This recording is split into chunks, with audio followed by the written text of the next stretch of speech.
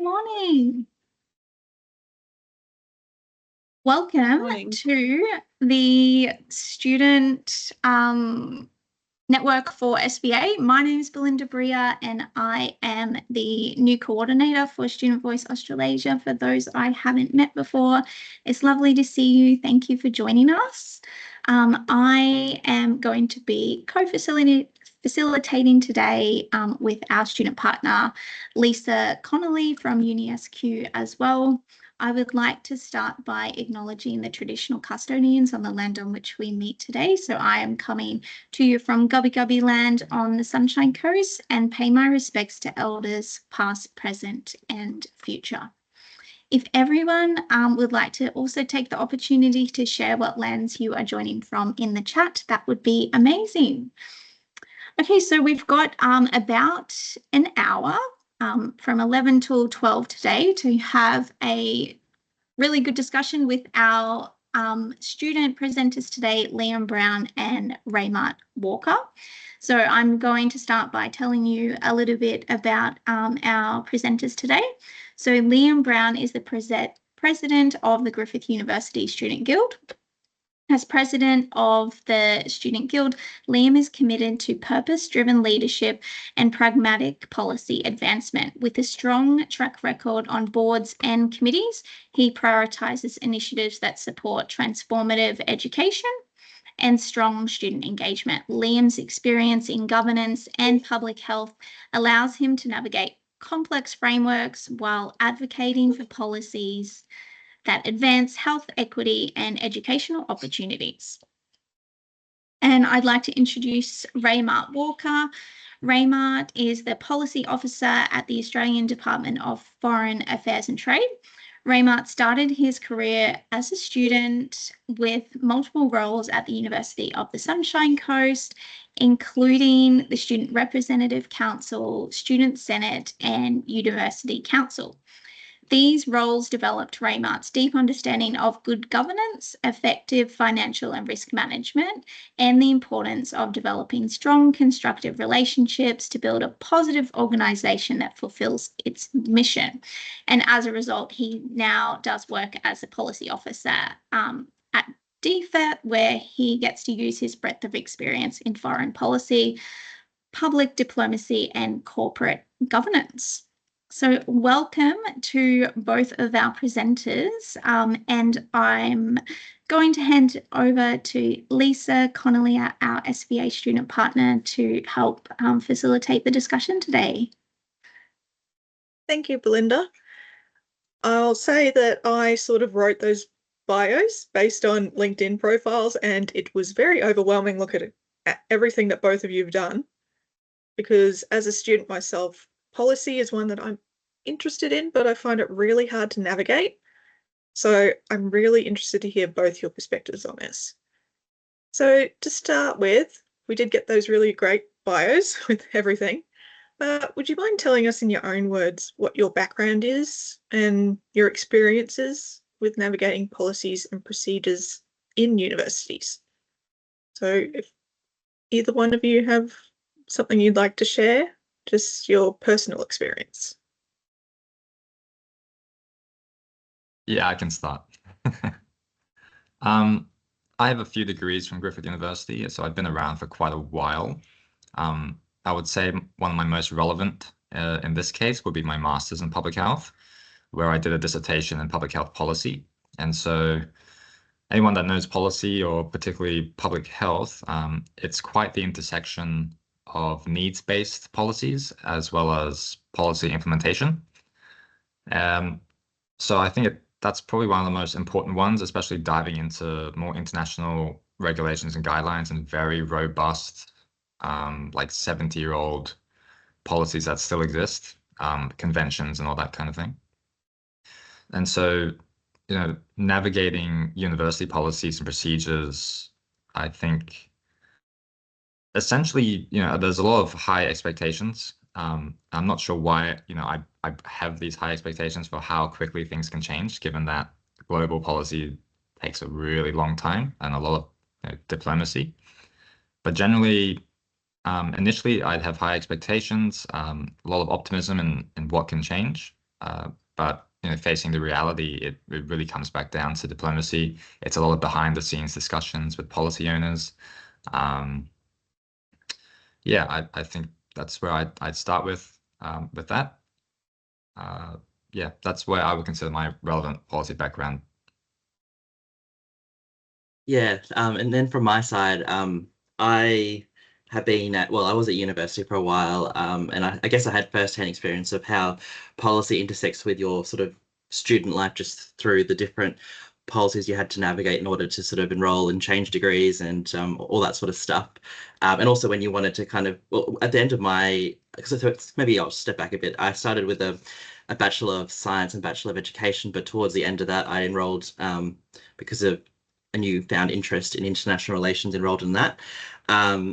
And then I went overseas and then came back. And then by the time I came back, I sort of wanted to, I was in Japan for a year and a half, and I sort of wanted to accelerate that. And so I had to kind of read policy in order to, know how to enroll in an extra subject that the system wouldn't allow you to. So that was my student experience. But also in terms of the student representative experience, I sort of didn't really understand deeply the policy landscape when I was, first on the student rep council as just a general member, but just being on those bodies and then signing up, I was a bit of a serial joiner of committees and sort of joined, academic board and uni council. And I think just reading the, 300, 400, 500 plus agenda papers, pages, 300 to 500 pages of agenda papers every meeting, which sort of happened 5-6 times a year, depending on the committee. Sort of was like, oh, this makes sense because this is the policy, and then this is how it intersects with my own sort of student experience, and also those of those around me as well. So yeah, and then I think from actually both that change to the new degree that I went to, as well as the experience I had on sort of various policy governance committees at the University of the Sunshine Coast, sort of led me to want to work in federal government, and now work at, as both Belinda and Lisa said, I now work at the Department of Foreign Affairs as a policy officer. So it sort of kind of all led to this, even though that wasn't the original destination in mind. Thank you both for your sort of just sharing your experiences. I noticed there was a couple words that jumped out to me, but like behind the scenes and diplomacy and things like that. Do you have any experience or advice even? How can you do that as a student? Because in the university sector, when you're a student trying to discuss policy, how can you follow that diplomacy and behind the scenes as opposed to staff or higher ups? How can we manage that? That's a good question. I think the way that I conducted, so to sort of put labels on the roles that I did, I was a co-chair of the Student Rep Council, as well as sort of co-authored with a bunch of other students, the sort of not so new now, but the new then student governance structures, the Student Senate governance structures, where we tried to amplify the student voice. So part of my role on the Student Rep Council, when it was sort of the only body, I guess, is that we had regular meetings with university management. We were very lucky to have a very engaged pro vice chancellor student, who's now, I think, acting vice chancellor at UniSC, Karen Nelson, who always genuinely engaged with us, sort of listened to our concerns, and then and not just her, but also other people in sort of mid-manager and sort of executive roles at university. They always engaged with us. They came to us. They generally engaged with us, but I think towards the start of my term, they sort of engaged us probably too towards the end of the process, when they'd be more meaningful for us to be involved earlier on and through multiple steps. And so we did sort of communicate that as well, and sort of that regular dialogue. And that doesn't mean you have to always be sort of, agreeing on everything. Like, disagreements are healthy as long as you do that in a respectful way. Like, that's sort of what diplomacy is all about in order to shape policy. Yeah, I would second that, because any time that a student will submit some kind of policy agenda or policy submission for just to change something, it will quickly get picked up by the secretary and sent off to a policy owner anyway. And so that dialogue usually gets started quite quickly once you start rattling the cages, I guess. Yeah, I would say staff are quite engaged, from my experience at least. I'm not sure with other universities, but generally speaking, Griffith has moved towards more of a student-friendly submission process now. And there's a lot of consultation, there's a lot of discussion, whether it's behind the scenes or out in public, honestly, now. There's a lot of opportunity to talk to policy owners, different staff about getting the relevant advice and how to push some agenda pieces forward. And so I think from my experience, we're in quite a healthy environment. And yeah, I would suggest that any student reps from other universities really try to engage with that, because generally speaking, when it comes to the student experience, students really need that voice, and if that voice isn't heard, it's going to be heard somewhere else, and it might not be in the place that they wanted. Thank you. It's good to hear like tangible real world experiences, and I think it really depends on the university as well, and both of you have good experiences with your universities. So have you got an example of a time that was a really well structured or robust policy document or framework from, say, your university or from the department, and what actually made it good in your opinion? Like, as a student or practitioner perspective, what makes a good policy document? What helps it become good? No, it's a tricky question.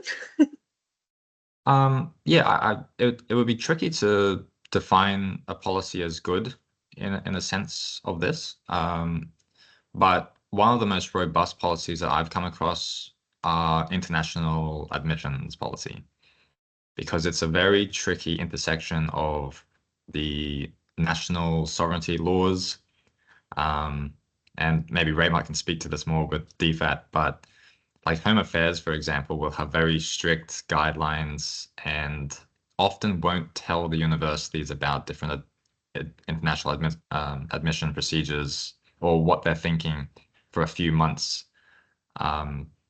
So there'll always be like a few months gap between what the Home Affairs has said and what the university understands. And so when it comes to international admissions policy, it's almost like the university has to second guess everything, especially to do with confirmations of enrollment and whether or not students are genuine students.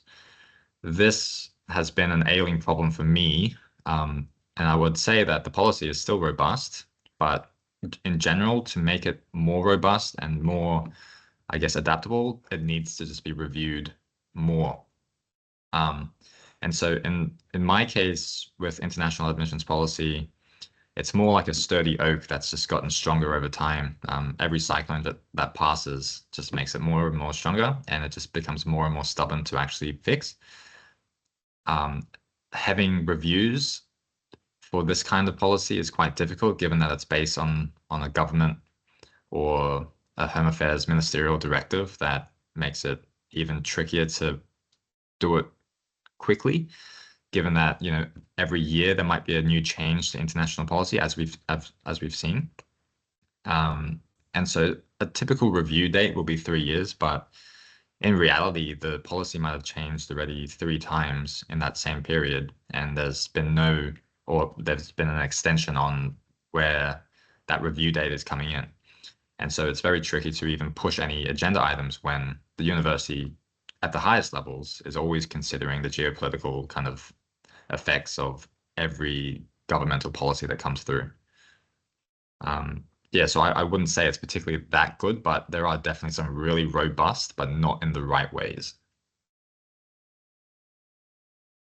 Yeah, I think policies can be sort of complex depending on how broad it is. But I guess in terms of sort of university institutional policies, I can't really single one out. It's been a while since I've looked at all the policies, and sort of don't remember the names of them and stuff. But I always found that the policies that were good were ones that were sort of easy to read and understand and access. I think the University of Sunshine Coast sort of had them all, and this might be the case at most universities.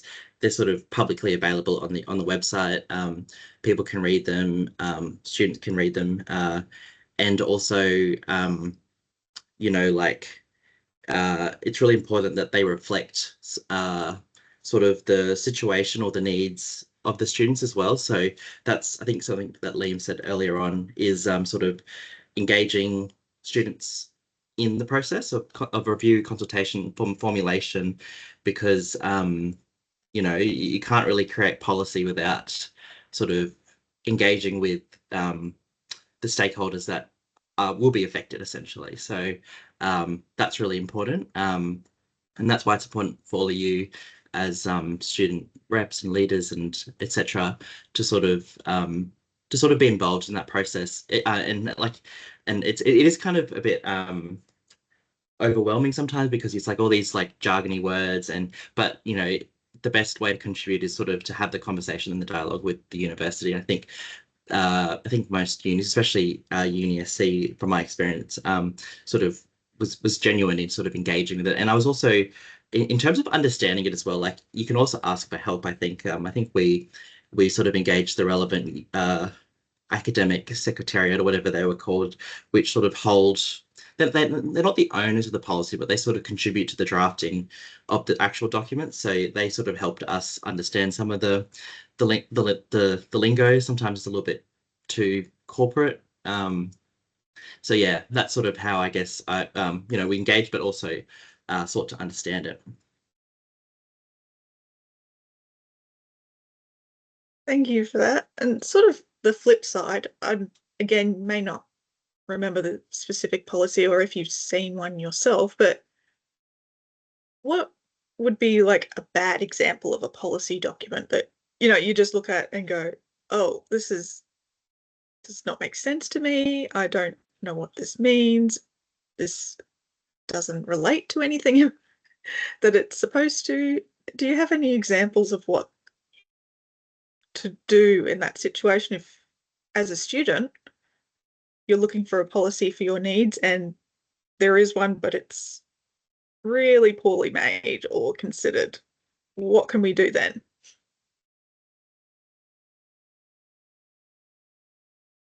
I think sort of on the flip side of what I was saying, like, yeah, it's usually poor if the audience hasn't been brought in, or the intended audience that it affects isn't brought into the process, and so therefore it's bad because it doesn't actually address the needs, or it sort of does, like it impacts the audience or the stakeholders more adversely than sort of was anticipated. But I think in these instances, you sort of, depending on your role, and depending if you're in a committee or if you're on a student representative body, like I think this is the part where you sort of engage in the collective with the university to say, hey, this policy, you know, I know it means well, but you know, can we sort of address a review on this or whatever? So something like that, to start that dialogue with the university, to sort of look at that and actually understand, because they may not know that the policy isn't, you know, is bad.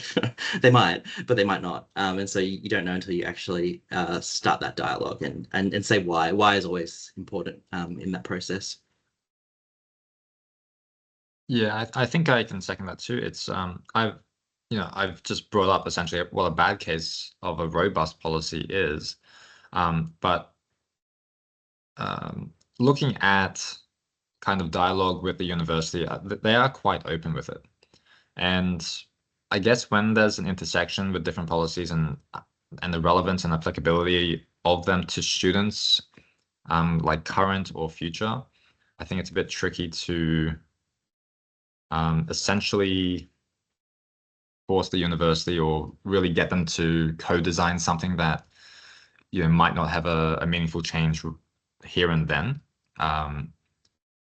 So any time that there's consultation with students, there's typically going to be a better reach, especially when benefiting stakeholders. Like, we understand there's a lot of stakeholders that are affected by international policy, for example, but they're typically not the ones in the room when international policies get changed, especially from the university level. From what the university can control, very little consultation about it. I think that's in general, because it's just a sweeping effect that national policy will have on, or government policy will have on some of these policies. And so I think a lot of universities might actually be a bit hamstrung when it comes to dealing with these kinds of policies, because they have a risk rating applied to them if they get it wrong. And so when that kind of situation is occurring, it's really up to ensuring that the most professional legal minds are at the forefront of some of these policies, and not, student consultation where really they're just wanting to get into the university or be readmitted to the university. And yeah, so I can understand from the university's point of view, coming from a background of understanding the policy implementation, but also consulting with them. Like I've been lucky enough to have these consultations with the Vice President of Global, the Director of Griffith International. And yeah, and I think all parties essentially came to that conclusion that the university really has to second guess some of these international policies. And so some international policies are just not so relevant in the case of being able to be co-designed. But some of the, I guess, better policies that, strictly focus on the student experience and understanding that the students want a voice, they're happy to contribute, they're happy to co-design, that kind of thing can quite easily happen. And it might not be for a particular policy. And yeah, there's many policies that are applied in this case, but a more overarching theme that enables students to contribute, really, even though it's quite broad, it still enhances the co-design and kind of ability for students to actually push forward and actually get things done. All they need to do really at this point is start a dialogue. And I think, dialogue for a lot of universities has already, the pathway is already there. It's just maybe formalizing it in a way and marketing it, or making it more visible for students to know that they can just talk to a policy owner. They can understand a lot of this kind of jurisdiction, and they can eventually implement something. And I would also just say and add that a lot of these policies, because they're often maybe considered out of date from our point of view, a lot of them, especially on the very local level, some haven't been visited for years. And so, and that, as well as maybe groupthink that sometimes occurs, where, some things could just be reinterpreted, for example. And so at the most local levels, like we've looked at policies just with the student body, and we've been able to reinterpret things that have resulted in a change that initially was done 25 years ago. And so something like that has, pretty much been simply done with a lot of consultation with, certain groups that have been affected. And so I think, in part, there's a lot of opportunities. There's one to address the possibility that people just don't know that it could be changed. Two is actually taking action and actually going forward and creating and starting a dialogue. And I guess that would be a third there somewhere, but I think that's the general approach that I would take, is that, yeah, understand it to a point that maybe not many people are thinking about it at the same time, and then actually looking forward and actually creating that dialogue, be that first person to understand the new changes or start the new change. Thank you for that. I know that you just spoke a lot, Liam, so I'm sorry, but this question is for you specifically again. But based on the student perspective, do you have any advice for students who are new to policy in general? So the really basic stuff, almost policy for dummies. Where can students start to think about policy that impacts them? Where can they look for it? Where can they find out how to interpret it and apply it, or any of those basic things? Because I know myself, when I was a new student, I didn't know that my university website had a whole database of all these policies and, okay, which ones relate to me as a student, which ones are for just staff, and it's very difficult to just figure out where to start. So it's a very complicated question, so I'm sorry. I don't think it's complicated. Like policy databases and the policy libraries of each university are available pretty much publicly. It's really up to the student to first reach out to it. But I would say that, the first instance a student is typically whacked with like a policy problem is, if they go through assessment pieces and there's different policies that have caused them to be removed from a program or they've been suspended for something. That's typically the first instance that I've come across that students will then engage with policy. Typically, the student body or student union will have an advocacy body built in just for that. And so the student themselves might not have to do it themselves. And so I think as part of the student experience, it's not supposed to be about diving into policy and challenging the narratives and all that. That's kind of, I guess, why they elect presidents or why they elect people to represent on their behalf. And so representatives really, they should know policy in and out. I think it's one of the most important things to do, especially when talking about it, discussing it with people. And if you want to really create change and meaningful action, that's where we would start. Back to the student, I think the student, honestly, they don't necessarily, I don't think they strive to look at policy just on general, because otherwise, unless there's assignments that are, asking them to look at this kind of stuff, they really wouldn't. It's only when they get hit with a particular policy issue, like an assessment piece that might be, they want it deferred or something like this, then yeah, in most cases, I would say that if they had looked at policy, they'd actually see that there's more benefit already embedded than there is like this benefit.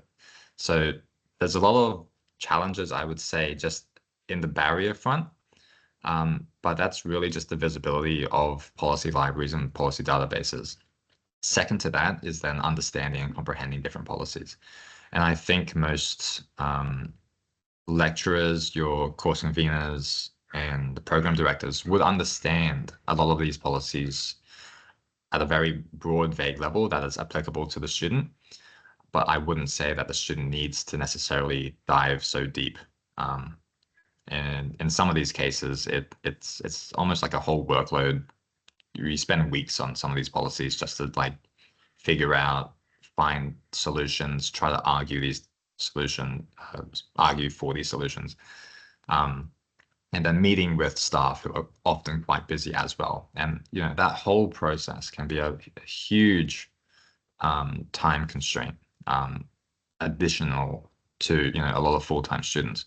And so I think any student that's full-time who's trying to take on student representative roles, they really have some major hurdles if they kind of lose track or if they're not super passionate about it.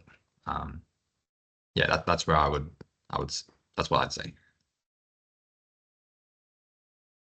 I feel like this question has been answered already just in discussions, but let's say that a student encounters a problem and they search for the policies, they find what the rules are, and they find, okay, this policy was incorrect, or, say for an assessment purpose, they were suspended from a course or something because of a policy that was written wrong, but now the student can see that, it was the policy that was wrong.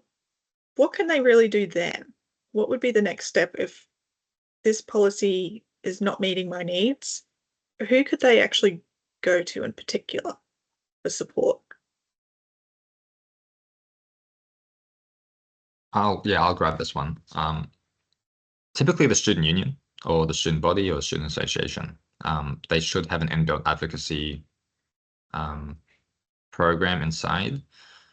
Yeah, when they are hit with a policy issue, And I would probably argue in these cases, the majority of cases would just be the applicability of the policy to the student, not necessarily that the policy is wrong.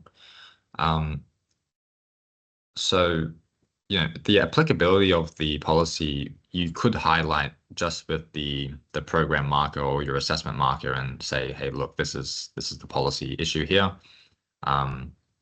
I think a lot of lecturers will take heed and take note with if a student's been looking at policy, it's a slippery slope of where it can end up, and so I think unless lecturers or staff are really that stubborn about applying a policy in a particular way, and the student can kind of prove that there's been some unfairness going on, I think that can be pushed up to your student representatives or, again, advocacy that can really push for that and look at bringing in some department heads and all that kind of thing.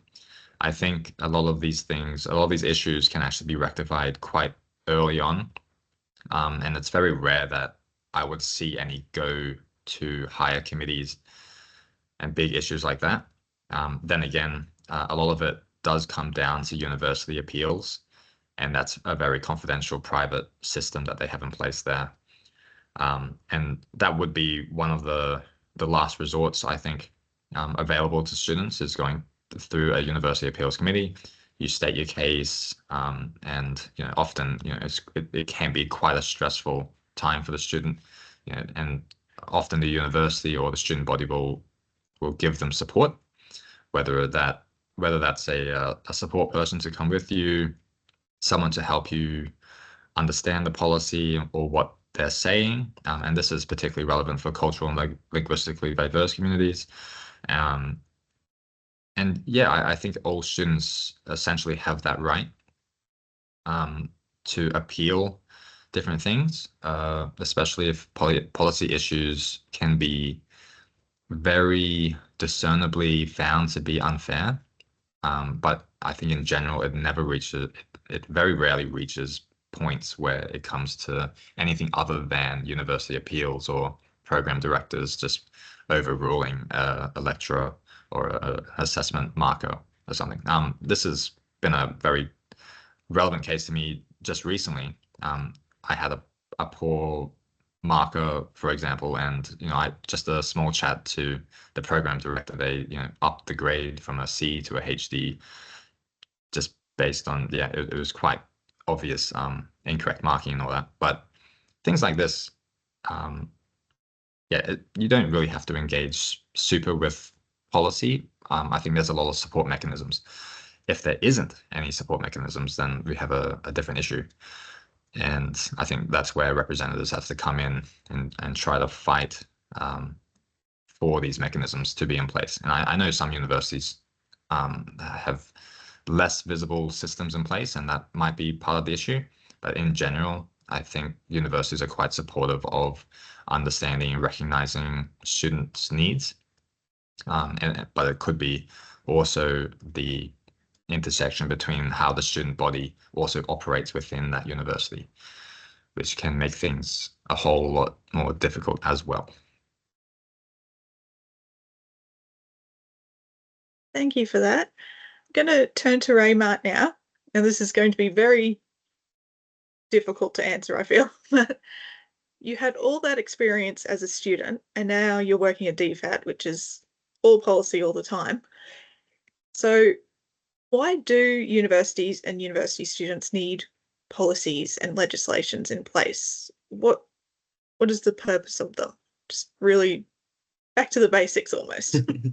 No, it's a good question. I think policies are very important because many reasons, but because they set sort of the, I guess, principle and direction of, society, if you're talking about government policy, or organizations, if you're talking about organizational or university policy. It also sets like what you might call the ground rules in a sense, where it sort of which sort of demonstrates what is, it sort of demonstrates a fairness and equitable sort of process in order to, you know, govern things that affect your student experience, such as, you know, grading, assessment, you know, getting into university, or the sort of academic integrity sort of policy. So if that's clear, transparent, you know, and also consulted with students, then that sort of sets, you know, the standard of what is fair and what's equitable, and sort of what are the mechanisms students or whoever has to sort of appeal if there's a decision made that, you know, you feel that is not right. So that's really important. And also, just if I take it a bit further out, a bit more broad for a second, you know, when sort of governments make policies, it provides this level of depending on sort of particularly if I focus on trade, it provides predictability, and a lot of businesses in society really like that predictability in order to sort of make decisions. So, and if you don't have those sort of policies in place, you don't have that sort of regular engagement, you don't have that sort of that predictability, then you know, there's a tendency for organizations or society to sort of, you know, lead to sort of a, you know, somewhat chaotic, somewhat disorganized, a lot of uncertainty. And particularly in like an investment context, you know, no one likes uncertainty. When there's uncertainty, people don't invest, people don't put money into things. So then society sort of, or the economy sort of stagnates. And sort of similar to the uni system as well, where, you know, you got to have those ground rules. Otherwise there'll be, you know, things that happen that won't be punished through, you know, if someone uses, for example, I don't know, the contract cheating, so contract assignment service, where someone, you know, contracts a third party to write their assignment, and then that gets detected and nothing happens, and that's not fair. And then if there's no policy that sort of says, you know, that person gets suspended, then, you know, there's no ground rules, it's not clear and it's not transparent. And so that's why it's really important to have those policies. And sometimes it's also important to note that policies sort of, you know, they're reviewed. Well, at least at UniSC, I think they were reviewed. They had a review cycle, and it's clear on the website when they were last reviewed and when the next is up for review. But policies sort of reflect the needs and the vibes, if you want to say it like that, of the point in time in which it was sort of shaped. And so things change in the university and society, you know, in X, Y, Z over time. So that's why it's really important to have that review process and for students to contribute. And policies are never perfect, but it's always good to sort of have them as good as possible, because sometimes compromising doesn't lead to perfect policy. Sometimes good is better than perfect. Thank you for that. This one's sort of for both of you again, that it's looking at that sort of co-design or working together. So from either student or professional experience, do you have an example of when there was a good moment where students and staff came together and created or even just reviewed an existing policy, and what made it work? What were the outcomes? What sort of ways could that be transferred into another situation? I have a very broad example, it won't be specific, but sort of about, when was it, 2017, 2018, I sort of was with a group of students who sort of co-created this new student governance structure. And the whole purpose of this student senate governance structure at the University of the Sunshine Coast was really to expand, broaden and amplify the student voice, get more students representing different areas of the student experience. And so what that really meant was that we had dedicated student groups that sort of were able to focus on specific policies or procedures or guidelines or programs or whatever, so that those different groups could sort of co-create with different areas of the university. And it was all sort of integrated so that different groups fed into each other and sort of fed into the overarching student senate. And so that whole process was a whole process of co-creation, so students and staff working together buy-in from both sides. And students sort of really wanted to sort of be engaged early on in the policy process, but at multiple stages as it was being developed and through the normal sort of pathways that policies have to go through at a university, because they've got to get legal check-off, etc.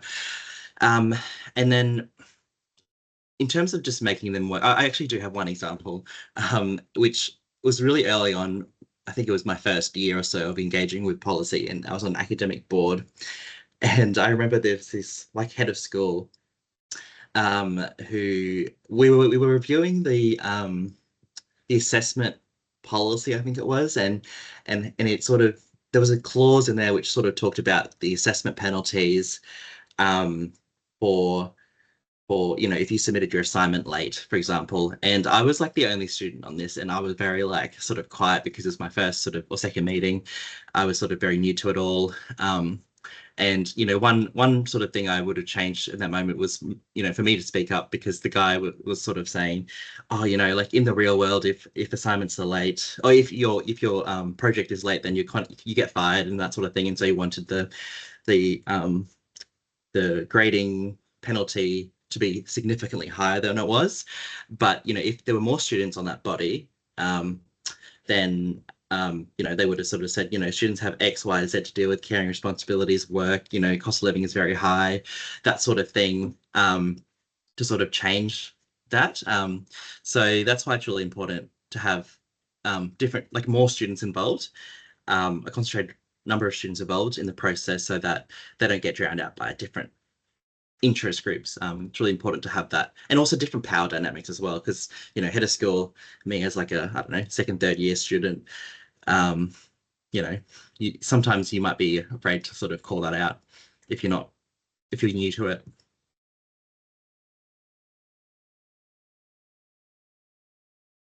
Yeah, that's those are really good points. Especially when it comes to co-creation, and understanding that there's a very strong power dynamic that can happen.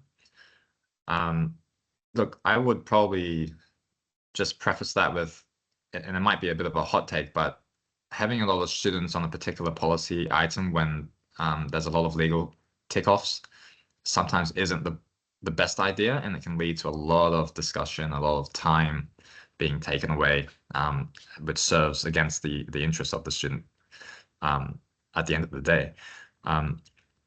I would say that in this particular case for me, and it's been a successful case in the last couple of weeks, when I did send in, I call it a flurry of submissions, when I was preparing for my academic committee as a postgrad member. I sent off a few submissions to a couple of different committees that I'm on to kind of change different things, especially regarding international policy and all that kind of thing. And that's where it got picked up quite easily. But we have like a superstar dean who really cares about students. That's Caroline Ruckert. And she essentially took note of all of these submissions that I was putting through and helped develop a more student-friendly submission template, which I think has been one of the biggest changes and will be one of the biggest changes going forward. And so a lot of staff, when you get the interaction right and there's a common goal, I think really like creates the environment for like very profitable, very beneficial outcomes for students. When students are able to submit policies, submit agenda items that they don't have to, or they're not required to dive so deeply in policy, which is often that restraining part of any submission, then they're able to get across their ideas quite clearly, just in their own perspective. And that's honestly what we need to know, because it does get confusing when we're trying to apply different policies to the message that the student is trying to send. And I think even in my case, I like to get into the technicals But at the end of the day, when I get into the technicals with what I'm trying to deliver as a message to a committee, it will get really confusing. The message will get quite detached from the original purpose. And so I think when it comes to co-creation, we're talking about grassroots kind of, this is what we need. Have staff that are more, one, that staff are paid for their roles as well, but have staff look at these relevant policies to help the student go forward. And I think creating that environment in the first place is probably key. I haven't personally seen much resistance from staff about this kind of thing, and I think, just to have like a dean of essentially the student experience helps a lot in building very accessible pathways, because at the end of the day, we're talking about accessibility, we're talking about the visibility of policy libraries and databases. They need to know what's there before they get hit with particular policies. That being said, it's often in their own benefit to understand what policies, procedures, and different things that do occur through the lifetime of a student are there. So, and I take this particularly in case that I have a lot of friends that get these issues, and so maybe I'm a bit more empathetic, but I will take on these issues as my own issues and then look at it. That's, I think, part of the representative goal here. And I think it's important just to recognize that when there is a policy agenda item that you've personally submitted to a committee and it gets picked up by staff, that's a very good sign that you're in a healthy environment that can work for a lot of students. And I think, and I hope that a lot of students will benefit from this, because some of the reforms going through now are looking at increasing accessibility, increasing visibility of the student representatives, onboarding, training of the student representatives to know what their, if they have a purpose, there's a purpose route that they can take to help essentially a lot more students. This is what they want. This is what they've been talking about for a long time. And I think students really want that channel to be available to them. They want it to be co-created. They want it to be co-designed. And all of these pathways essentially lead to, but also come from, a healthy environment by which the students and staff collaborate. That's probably the biggest takeaway that I've seen and wish for other universities, essentially, is that when staff and students collaborate, even when I wear my student cap, that's probably the most beneficial thing that I've seen so far, especially with Griffith. Coming from undergrad 10 years ago, I didn't have to engage in these policies. Any assessment pieces would be pretty much brushed off. I wouldn't care too much, but to understand that policy is there often to help you, and it has been embedded and co-designed by students past and present. I think it's often a lost opportunity, and just raising the question is just kind of like saying that the law to a police officer kind of thing. It does strike some kind of debate. They don't know how much you know. You might not know how much the staff know, but at the same time, dialogue is created. Dialogue is there. That's where you want to take the conversation. You just want to have a dialogue. You want to have a conversation about what's happened, how can we make this better, knowing that it's going to affect a lot of students. And I think staff are always happy to invest time in something like this, especially if it's benefiting and it's not a bad case scenario. I think no staff, no human wants to go through a process where they're causing bad, change to a lot of student lives, because there's often an uproar. And if you don't hear it in your own channels, then you're going to hear about it later in a channel that you don't want to hear it at, like a protest. You don't want that. So. Thank you for that. I just wanted to end the session to see if anyone had any questions for our two experts here today. So anything to do with policy or experiences with that? Let's see if anyone has a question. Feel free to put your microphone on or type it in the chat.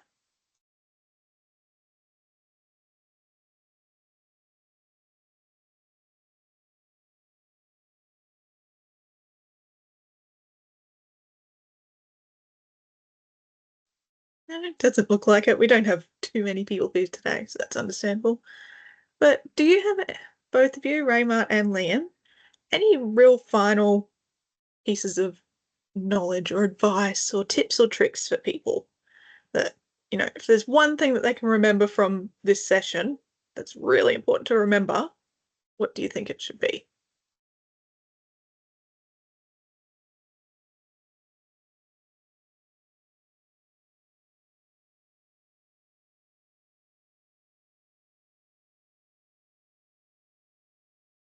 I think just to maybe summarize a lot of where I'm at, close to 2/3 throughout my presidency, and halfway through academic committee and all this kind of thing, is that even if you create a submission or you send out a piece that leads to dialogue, you're still likely to achieve something. And I'm very lucky that we have such a great team here at the university. Like Sarah Ardern and Caroline Ruckert have been instrumental in actually pushing forward some of these policies that and doing a lot of the background work for us students. Just starting that dialogue has been a huge plus, I think, for students, I guess, present and in the future. I think it's going to build a way more student-friendly submission environment that students will be able to engage a lot more, safely, or the whole thing will become more approachable. And I think that's ideally what we want, apart from more visibility and all this kind of nice things. I think students will be benefiting quite a bit just by starting the initial dialogue. I think a lot of staff are cognizant of the fact that they have some duty to students these days.